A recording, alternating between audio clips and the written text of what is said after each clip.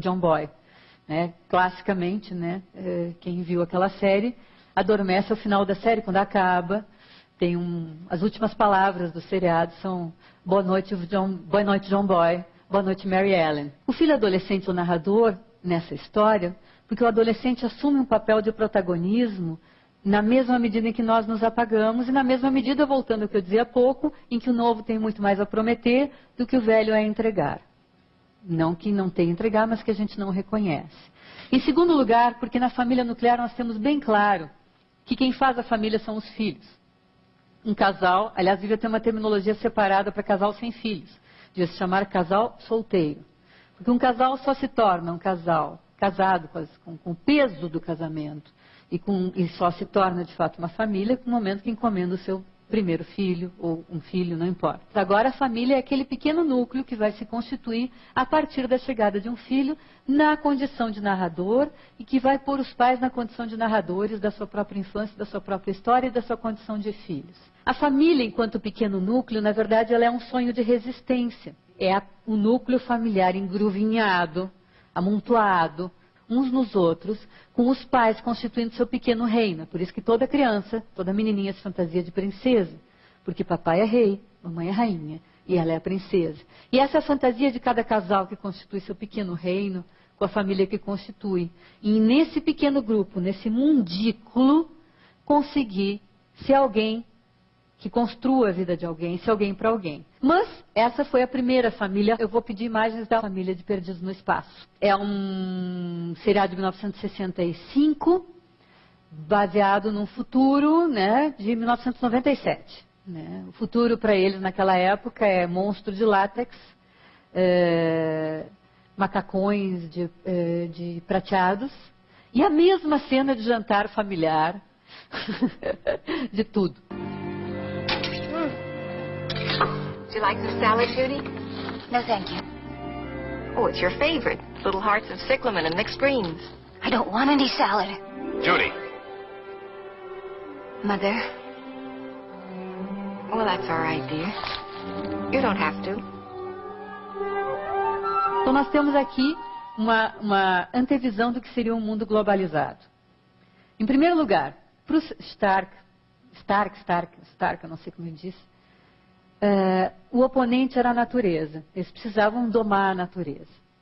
Para a família Robinson, essa última, os oponentes são os estrangeiros, os povos de outros planetas e o estrangeiro que entrou na nave deles, o russo. Esse russo só arranja encrenca. Então, o que nós temos aqui? Primeiro, a ausência dos adolescentes num seriado que é de 1965. Nós estamos aqui no auge do conflito entre gerações, né, do problema mesmo, de quando esses jovens estavam, né, queimando seus sutiãs. e que a introdução de uma personagem realmente adolescente nesse filme seria insuportável naquele então, pensando na harmonia familiar que devia se ter. Tanto que nós vimos a única cena de rebeldia adolescente da história do seriado. E ela dura meio segundo. Nós temos esse núcleo familiar, de 1965, como dizia, como canto do cisne da harmonia familiar, mas onde tem a criança e o estrangeiro. A criança, sim, então, simbolizando o adolescente e a criança, como hoje ainda acontece nesse nosso mundo globalizado, em que a criança ela rompe com a família, levando a família para o estrangeiro e o estrangeiro para a família. Hoje, ou nós temos situações por exemplo, aqui no Brasil é muito pouco comum, mas nos países europeus nós temos as famílias ligadas à sua cultura de origem, que o filho é que fala o inglês ou o francês, e ele que traz para dentro da família e rompe aquele núcleo cultural original e contamina aquele núcleo cultural original com a sua miscigenação na cultura do país onde essas famílias foram viver. Mas a gente pode entender isso também pela via da tecnologia, na medida em que a criança traz para dentro de casa, o jovem, coisas que são estrangeiras para nós e que a gente precisa se habituar. Então nós temos a figura do estrangeiro também representando não só o fato de que esse núcleo familiar ele é falido como um núcleo desde o seu começo. Então só pode ser uma nostalgia a cena que nós assistimos nos Waltons. E Isso que nós vimos aqui no Perdidos no Espaço.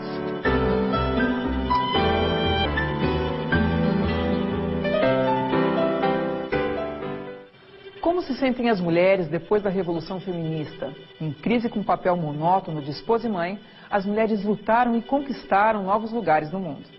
Será que se sentem mais realizadas? As conquistas feministas foram positivas, mas também tiraram das mulheres a função tradicional que ocupavam na família, abandonando muitas delas no desamparo do não-lugar, angustiadas com a novidade de ter escolha. A identidade da mulher pós-revolução feminista parece que ainda está em construção. Em 1963, uma dona de casa, na época, com pretensões intelectuais, chamada Betty Friedan, descobre que as outras mulheres no seu entorno estavam todas tomando barbitúricos.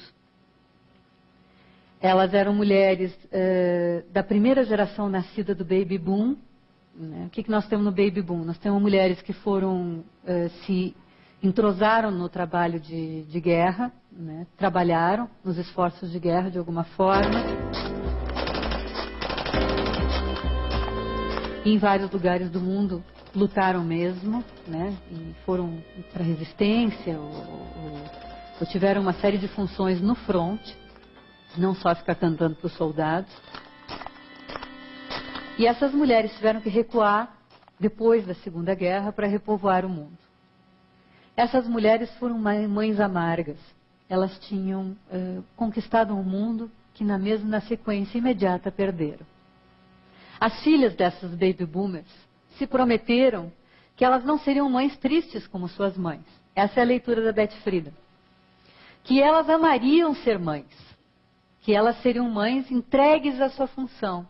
Que elas abandonariam suas carreiras ou não as fariam o tempo necessário para ser mães maravilhosas, para se dedicar aos seus filhos.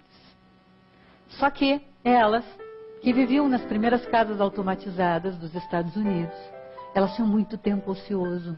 E elas já tinham muita coisa, muitas conquistas feministas já estavam falando nelas muito alto.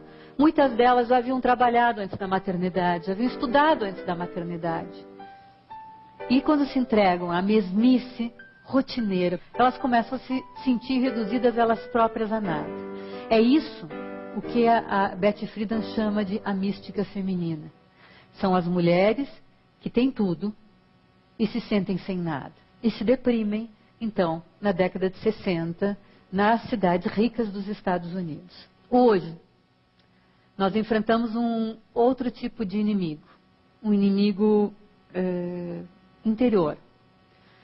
Um inimigo que passa pela nossa tristeza, pelo nosso desamparo. Nós temos esse inimigo hoje que não é mais externo, não que não tenhamos inimigos externos, mas nós estamos nos referindo